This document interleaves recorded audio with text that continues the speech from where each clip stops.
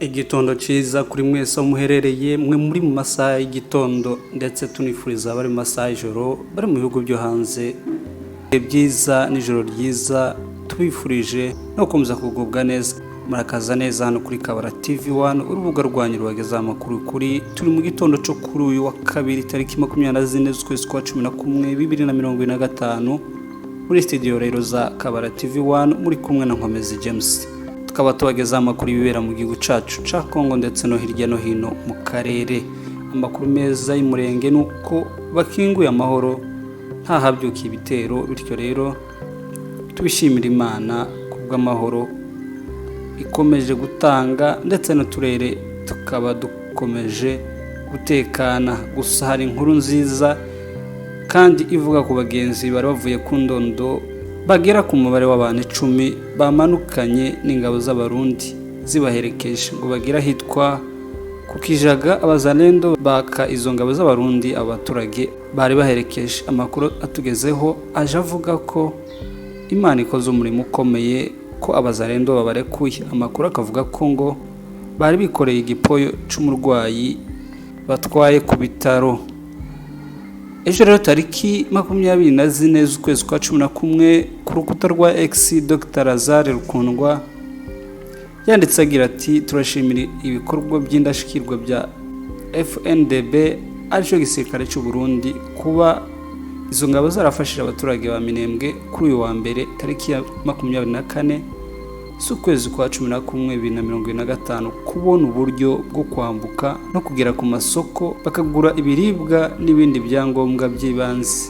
Ibikorwa bibaye mu gihe abaturage bakomeje guhura n'ubukene bw'ibiribwa n'ihangana ry'ubuzima ku bwinshi.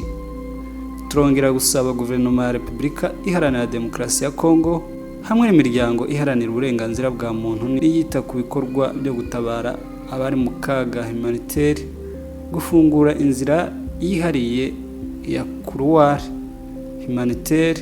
Inzira niyo ishobora gutuma haboneka ubutabazi bwihuse bugamije kurengera no kuramira ubuzima bw'abaturage bakomeje gushirwa mu kaga no kubura ibyangombwa by'ibanze. Ubutabazi bwihutirwa bukenewe kugira ngo hagabanywe ibihombo by'ubuzima kandi abaturage bongere kubona ubuzima busanzwe mu karere ka Minembwe.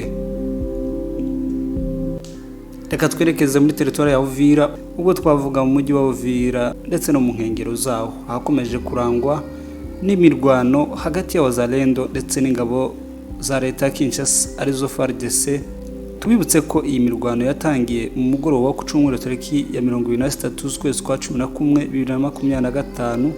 Bivugwa ko iyi mirwano yaguyemo abatari baki, abandi benshi barakomereka. Gusa ntidutindaho ndagira ngo twumve ubutumwa Honorable Bitakwira Justin Bihonahahi yageneye wazalendo n'ikimwaro cinshi. Yatangiye agira ati uwe ni nyakubahwa Justin Bitakwira Honorable guturuka Kinshasa, baturage baturiye umujyi wa Uvira ndetse no mu nkengero zaho kure aho tuba cyangwa se aho dukorera Kinshasa dukurikira ibiba bibera haba Sange, Ruvungi, mu mujyi wa Uvira ndetse n'ahandi hahakikije. Akomeza agira ati amasasu guhora araswa bidafite gahunda n'abarya biyita wazalendo buri gihe ugasanga muri gukorogana cyangwa mushwana n'ingabo za leta. Inshuti bavandimwe wazalendo, ndatekereza ko noneho tugiye kurobanura cyangwa guhitamo intama mu ihene kuko Bibiliya ibivuga. Ariko kandi mwibuke ko aho mwavuye mwari musanzwe mutuye imyaka myinshi mu mashamba, nta muntu wakandagizaga ikirenge cye haba Sange, Kiriba, Uvira, Runingu, Ruvungi n'ahandi. Kandi munibuke inda zabaga mu myambaro yanyu. None nimwe mwarico igihugu cirata kuri ubu, ariko kubwa none ni bande bahindutse abicanyi n'abajuru. Tuvuge se AFC M23, tuvuge igisirikare cyo mu gihugu gituranye arico cy'u Rwanda, cyangwa ahubwo muri mwe ubwanyu ni mwebwe mwahindutse abicanyi n'abajuru. Ijambo ry'igiswahili yakoresheje rivuga ngo wajambazi yakunze kugarukaho. Ake bwije abantu batatu bishwe ngaho ngo ihene zibwe. Mureke mbabwire yewe na Bukavu iri mu maboko ya AFC M23 ntabwo abaturage babayeho kimwe nuko umujyi wa Uvira ndetse n'ibindi bice bihegereye abaturage babayeho kuri none.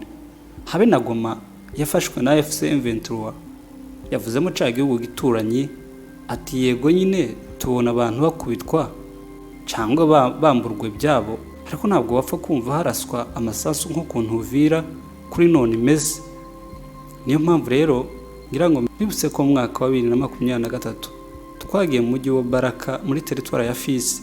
Igihe twagiye turagaruka, njyewe wabakuye mu mashamba muza Uvira, ndetse buri gihe abantu bahora banshinja cyane bati aba ni abantu babitakwira bakoze ibyo kubera imyitwarire yanyu mibi. Mumenye ko igifite itangiriro gifite n'iherezo, kandi nimuramuka mutaritse iyo mico mibi, leta igiye kubaka intwaro kandi bamwe muri mwe bazafungwa. Ese izo mpfu za buri munsi aya masasu araraswa cyangwa kirirwa araswa, wabaza uti se ni bandabo? Ati ni wazalendo. Oya, ntabwo muri abazalendo. Ejo uzumva leta zunze ubumwe za Amerika, ubumwe bw'Uburayi, yewe habe na leta ya Kongo ubwayo nibafata imyanzuro muzahinduka imitwe yitwaje intwaro irwanya leta. Nubwo ari mwe leta ndetse n'abaturage bari bizeye kurusha ingabo za leta FARDC, mwaduteye isoni n'ikimwaro. Tumaze iminsi twumva amasasu yarashwe Ruvungi, abantu barapfa. Ejo n'ejo bundi Uviraho sinavuga. Twarabibonye kuri social media umubare w'abapfuye ndetse n'abakomeretse. Ni akazi kanyu, ndavuze ngo ni akazi kanyu, mukomeze mubikore. Abaturage bazabanga kurutana M23, mumenye ibyo mbabwiye. Asoza abwira abayobozi bakuru b'aya magroupe armé yibumbiye muri Wazalendo, aribo Yakutumba, Kamama, Ngoma Zito, René Itongwa, Kasimbira John hamwe n'abahuzabikorwa kuri ubu bamaze kugera mu bihumbi 100. Aho yashakaga kuvuga mbese ukuntu Wazalendo usanga biha imyanya bidafite gahunda. Ati rero Kinshasa yabubahaga cyane, igihugu cya Kongo cyabubahaga cyane, ariko muzahinduka nk'abantu bitayeho umwanda ku manywa y'ihangu. Aha nkoresheje irindi jambo kuko sinasubiramo amagambo akomeye yakoresheje. Arababwira ati umwenda w'igitare iyo wagiyeho amaraso ntiwaba ukiwambaye, kandi niko muzahinduka nk'ibikoropesho bya Kongo, kandi mwari mufashwe nk'izahabu. Kayo nguko rero ibya Justin Bitakwira none Kinshasa ari yabuze aho areba kubera isoni z'ibyo bahoze batuma agira agaciro bari gukora. Tudatinze reka twerekeza muri teritwari ya Shabunda na Mwenga, ahakomeje kubera intambara zikomeye. Amakuru atugeraho ava mu karere ka Shabunda yemeza ko ingabo za AFC M23 zimaze gufata Kimbili, ahari hari ihuriro ry'abasirikare ba FARDC, ariko kuri ubu bakaba basubiye inyuma. Mu karere ka Mwenga by'umwihariko muri sheferi ya Burihinyi, amakuru yemeza ko Kitwabaruzi na Kirungutwe byafashwe n'ingabo za AFC M23 guhera saa 4 saa mu gitondo kuri uyu wa mbere tariki ya 24 z'ukwezi kwa 11 2025. Kirungutwe yafashwe nyuma y'imirwano ikomeye yahuje AFC M23 n'imitwe irimo FDLR, Mai Mai, FARDC ndetse n'ingabo z'u Burundi zikorera hamwe n'ingabo za leta ya RDC. AFC M23 ivuga ko yafashe ibikoresho byinshi bya gisirikare birimo intwaro n'amasasu byasizwe n'iri huriro y'ingabo za leta ya Kinshasa n'imitwe afatikanyije nyuma yo gusubira inyuma mu buryo budasanzwe. Ibihe by'ubujura n'akaduruvaye muri Kidasa nibyo byakurikiyeho ubwo bahungaga mu gihe imirwano ikomeje gukwira muri ibice byose bya Mwenga. Amakuru yo mu baturage yemeza ko abasirikare ba FARDC ndetse n'abiswe Wazalendo ubwo bahungaga batangiye gusahura amaduka y'abaturage mu mujyi wa Kidasa ku cicaro ca sheferi ya Rwindi. Abaturage baho bavuga ko bari mu bwoba bwinshi kubera gusahurwa gukabije no kudahabwa uburinzi bw'ibanze. Reka dusoreze mu mujyi wa Goma. Meya w'umujyi wa Goma rero akaba yahagaritswe by'agateganyo iminsi 15 kubera amakosa akomeye. Amakuru dukesha umunyamakuru Steve Wembi aremeza ko meya w'umujyi wa Goma yahagaritswe ku mirimo ye iminsi 15 nyuma yo gukora ikosa rikomeye ryakozwe ku itariki 22 z'ukwezi kwa 11 2025 rinyuranye n'indangagaciro z'impinduramatwara iri mu gihugu.